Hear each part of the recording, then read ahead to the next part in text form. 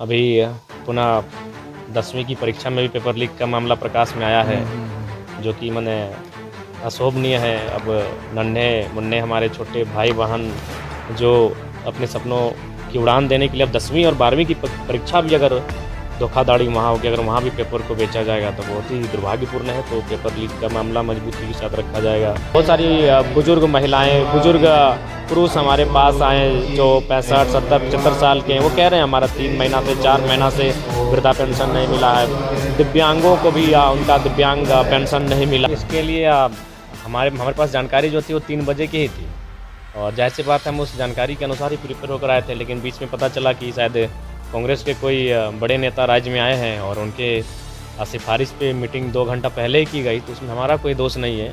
हम अगर लेट से आएँ तो कम से कम विभागीय सूचना उनको एक पत्र के माध्यम से होनी चाहिए थी, या फिर हमारे मैसेज के थ्रू होनी चाहिए थी। अब कॉल देखिए, कॉल संभव नहीं है कि आपका मैंने एट द टाइम किसी का पिक कर लें। वो कॉल के लेकर हर किसी की समस्या होती है। राज्य के अभी ज्वलंत मुद्दे हैं।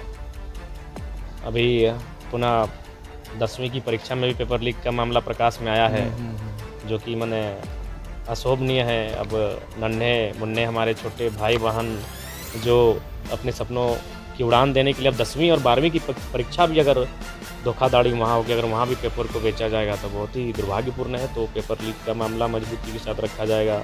जेपीएससी के छात्र भी देख रहे हैं, कुछ स्रोतों के माध्यम से सोशल मीडिया प्लेटफॉर्म पर उनके संदेश आ रहे हैं। वे भी विगत कई दिनों से धरने पर बैठे हैं। चेयरमैन भी नियुक्त नहीं किया गया अस्थायी रूप से, तो जेपीएससी का भी मामला रहेगा। उसके बाद चूँकि हम जहाँ से आते हैं वहाँ सबसे महत्वपूर्ण विषय विस्थापन का है, पलायन का है, भूमि अधिग्रहण का है, तो वो विषय रहेंगे। झारखंड 25 वर्षों का झारखंड, जो स्थान नीति हमारी सदैव मांग रही है, उस नीति को लागू करवाने की मांग को पुनः जोर दिया जाएगा। देखिए, हम तो बजट में चाहते हैं कि रोजगार का क्षेत्र में, शिक्षा के क्षेत्र में, स्वास्थ्य के क्षेत्र में थोड़ा सा ध्यान देने की अभी आवश्यकता है, क्योंकि प्रतिदिन देखते हैं कोई ना कोई ऐसी घटना सामने आती है जब वो हॉस्पिटल पहुंच के हमें कॉल करता है कि अगर आप थोड़ा सा फ़ोन कर देंगे तो मेरा 5,000 10,000 रुपये बिल माफ़ हो जाएगा। तो काफ़ी मतलब दुखदायी स्थिति उस समय सामने आती है। तो स्वास्थ्य पर बजट को ध्यान देने की आवश्यकता है। शिक्षा की स्थिति भी ठीक ठाक नहीं है इस राज्य में, और हमें लगता है कि युवाओं का जो एक बहुत बड़ा हिस्सा जो कहीं ना कहीं कुंठित हो रहा है, हताशा निराशा के मंझधार के बीच फंस के उलझ रहा है, तो रोज़गार सृजन की ओर सरकार को ध्यान देने की आवश्यकता है। अनगिनत कंप्लेन आए हैं, जबकि मैया सम्मान की राशि हमने शुरू में ही तार्किक रूप से कहा था कि ये लुभावनी चीज़ें हैं, आप चुनाव तो इससे जीत जाएंगे, लेकिन आसान नहीं है कि उस व्यवस्था को आप कायम रख पाएंगे।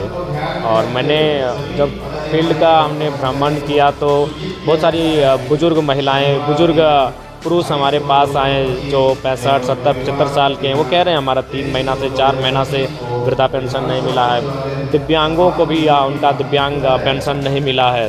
तो हमें लगता है कहीं ना कहीं ये चुनाव जीतने के लिए मास्टर स्ट्रोक था, लेकिन उसे लगातार बरकरार रख पाना सरकार के लिए चुनौती है, और उस चुनौती को वो निपटने के लिए कहीं ना कहीं दूसरे विभाग की कटौती की जा रही है, जो कि ठीक नहीं है।